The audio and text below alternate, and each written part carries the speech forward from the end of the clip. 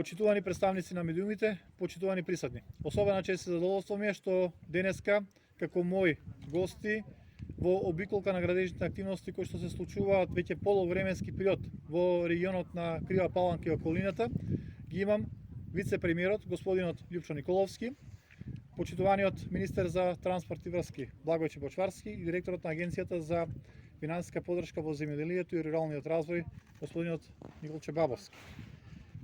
Поводот за денешната посета е финиширањето на градежните активности на регионалниот патен правец R22 50, кој што ја поврзува Крива Паланка со граничниот премин Голеш и општина Босилеград, Република Србија. Но ова е само дел од оние инвестиции кои што се случува во изминатиот период.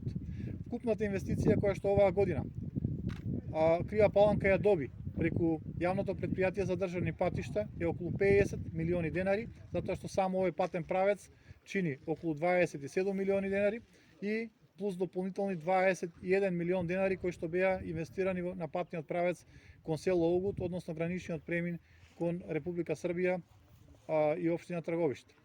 Благодарение на Агенцијата за финансиска подршка во земјоделието и руралниот развој во три патни правци, и тоа во Голема Црцорија, во Трново и во село Конопница се инвестирани дополнителни околу 50 милиони денари. Ова е потврда на заложбите не само на владата на Република Северна Македонија, туку и на општината, дека руралните средини се наш потенцијал за развој и ние мораме да обрнеме поголемо внимание во текот на следниот период. Во исто време, сакам да ја потенцирам добрата соработка со владата, со вице-премиерот, затоа што овие инвестиции кои што се случуваат на ниво на Крива Паланка не се случиле во изминатите 40 до 50 години.